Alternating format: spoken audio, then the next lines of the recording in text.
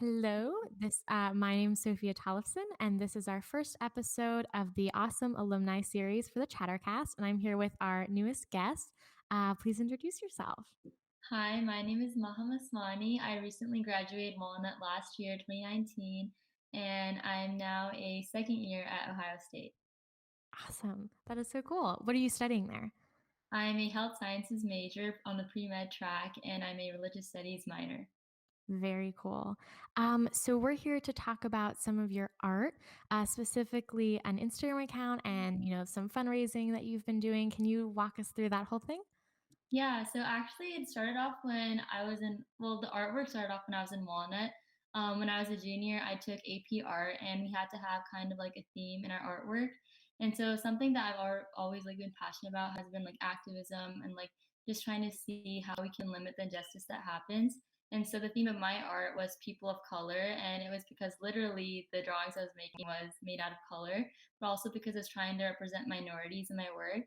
And so over the summer, especially the Black Lives Matter movement had reached a peak, and it's something that I've always felt passionate about, but felt like I didn't really do much about it personally.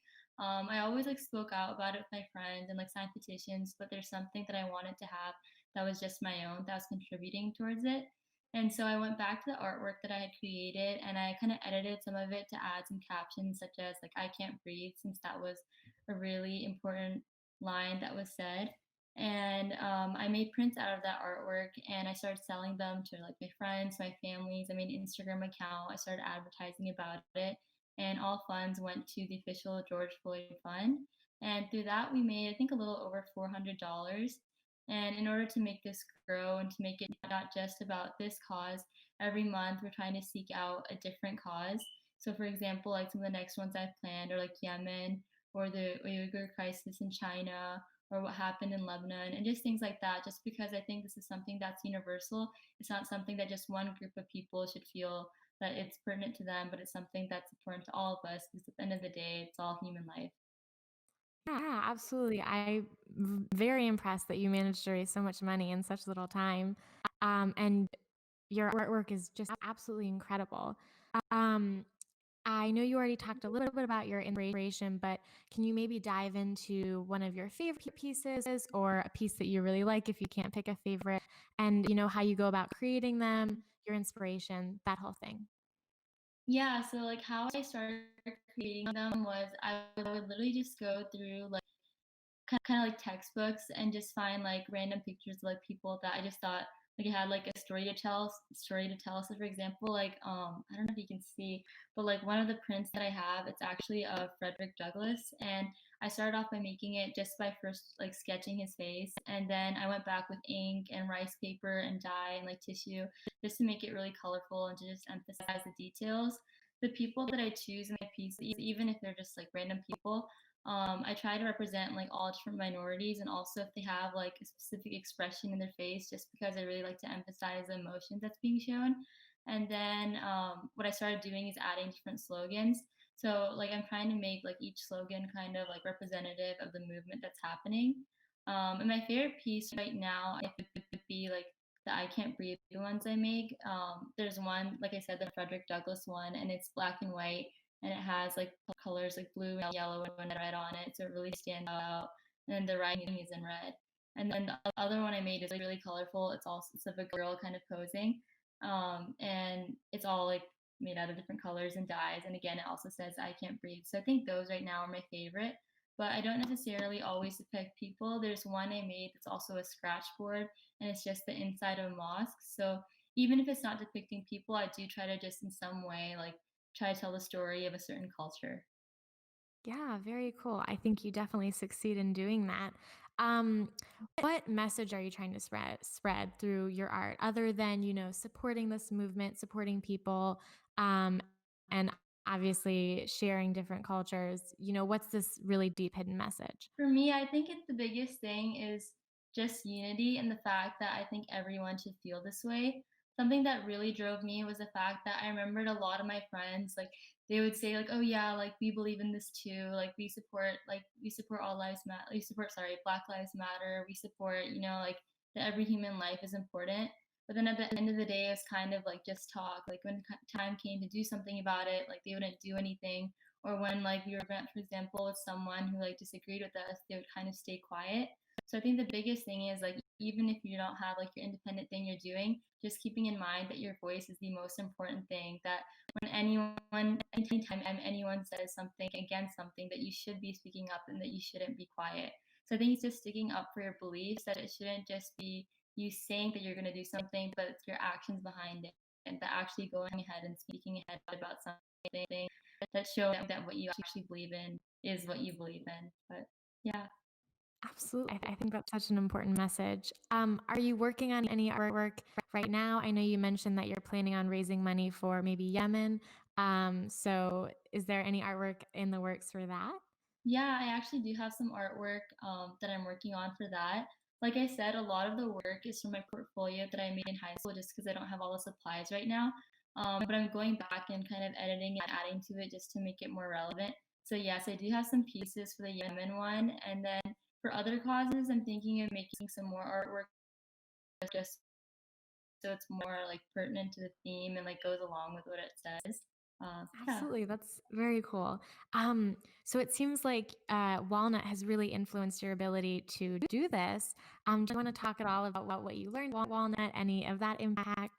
Yeah, I think actually Walnut was probably one of the biggest things that shaped who I am as a person. Before seventh grade, I went to a very small private school where only 10 people were in my class, and everyone in my school was a family friend. And so going to Walnut was definitely out of my comfort zone. But because I saw like how much diversity was in the school, because every single teacher I had from seventh grade to senior year supported me in everything I did, I gained so much confidence and I was able to really figure out who I was as a person and to not be shy about it. I remember like one teacher specifically, Miss June, I would talk to her every single day, even after class, even after I like finished her class, I would still visit her and she always supported me a lot and just kind of like just realizing that there's so many other people behind me and that I was never afraid to use my voice because there's so many people like that.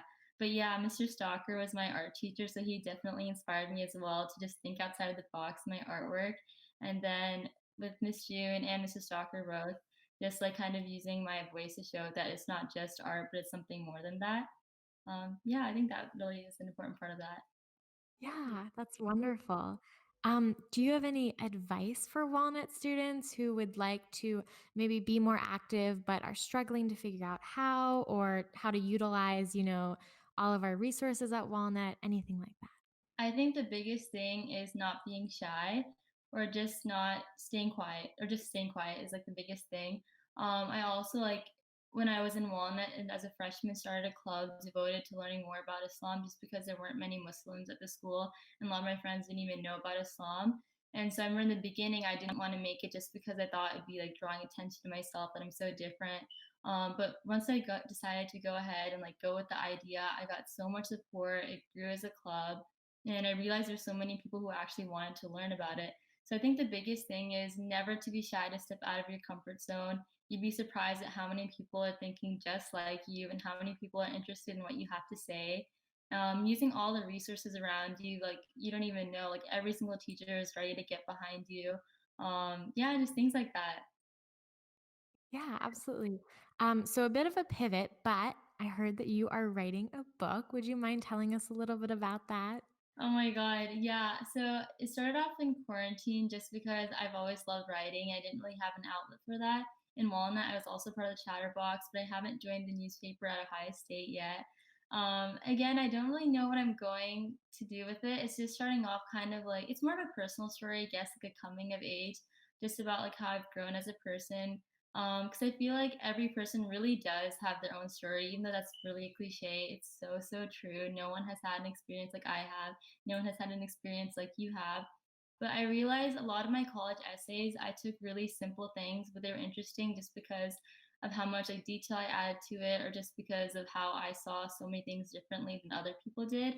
And so, yeah, right now it's actually just a collection of stuff like different experiences in high school, different relationships with people I have in my life. And yeah, I think it's going to be coming of age. It's not really interesting because it's not like a major plot thing happening right now. But I think even just telling your life story is interesting as is. Yeah, that sounds very, very cool. So that's a huge thing that you're working on. And obviously, your artwork is a huge thing. Do you have any like goals for the future? They can be really, really big picture ones for years from now or something you want to do next week. Yeah, so well for as long the talking about like the art thing specifically, so I called it like POC, People of Color. But I'm currently working on making it an official nonprofit, so I'm trying to do the paperwork for that. And I got a little busy with college over this semester, but over winter break, I'm trying to construct like a nice formal website so that we can do more large scales orders too, in like different sizes and have more variety and hopefully ship it outside of America and outside of just even Ohio. And then as far as the book, I want to complete the book hopefully and find a publisher for that. So I'm working on that. And then another goal is just being more vocal about everything in all areas. I feel like even though I am very vocal about this because it's something I'm passionate about, some other things I might get shy speaking out against. I know like I recently just started wearing like the headscarf and that's something that's so like personal to me, but just being comfortable talking about it, I think that's one thing that I also like to be more vocal about. But yeah, I think that's it. Yeah, that is absolutely incredible. So if people want to go buy your artwork, where would they find it? Yeah, so I have an Instagram. It's called POC dot art with an impact. And so on Instagram, you can DM me. Like I said, I am working on the website, but I haven't made it yet. So I think Instagram would be the best way to reach me. I can also give out my phone number. It's 513-465-0832. You can even text me there. And yeah, and I can go ahead and email you or send you like the artwork. Very, very cool. I'm sure lots of people will want to reach out. And as soon as you have this website up and going and become a certified nonprofit, you have to let us know so that we can Yeah, put that out there as well. yeah, of Um, course. yeah. Um, some kind of random questions, but what would you say you're proudest of that you've accomplished so far? It doesn't have to be with this artwork, but it absolutely can. The proudest. Oh, okay. Well, I think in general in life, like I said, is just being, I think, confident in myself. When I started Walnut, I didn't even want people to know I'm Muslim. I didn't want to look different. I wasn't even like I'm Pakistani, and I wanted to kind of like just blend in. I hated that I was standing out. And then like 2 years later, like ninth grade, it went like 180, and I started a club centered around like what I believe in. So my biggest accomplishment is just being comfortable in my own skin and not just being like someone who embraces my culture, but I'm also proud of it and it's something that I'm very vocal about. So I think that's my number one thing. And then also just trying to like self-start things, like I said, like that club at Walnut, this like art thing. And Ohio State right now, actually, like I haven't publicized it, but with me and a few of my friends are trying to start Ohio State's like first ever like Muslim sorority. So I think that would be really cool just because there are a lot of people who are also from the same community, but they're not as comfortable about it. So just trying to create things that everyone can be a part of. Yeah, absolutely. I love how active you are. And I think becoming more confident is such an important part of life and definitely a coming of age story. So I can see where your inspiration for your book is coming from. Um, is there anything else you'd like to add? Anything that we didn't talk about? Anything that you really feel like should be said? No, I think that's all. I just hope everyone can hopefully take something from this and just always be who you are. And again, Walnut was such a large part of my life, and I'll always have a special place in my heart for it. Absolutely, yes. And congratulations on all you've accomplished. It's Thank really, really very you. Thank you, Maham, for taking the time to join us today on our first episode of the Awesome Alumni podcast. We really appreciate it. Thank you so much for having me. It was so much fun. Thank you to the listeners for tuning in. The Chattercast is brought to you by the Chatterbox, a Walnut Hills student news production. Don't forget to check out our website, WHHSCbox.com, where you can find an article about Maham written by our fine arts section editor, Izzy Zincini, as well as much more amazing work from the rest of our staff. Follow us on Instagram at WHHSCbox or on Twitter at also WHHSCbox. Again, thank you so much for listening, and don't forget to stay tuned for more awesome alumni episodes.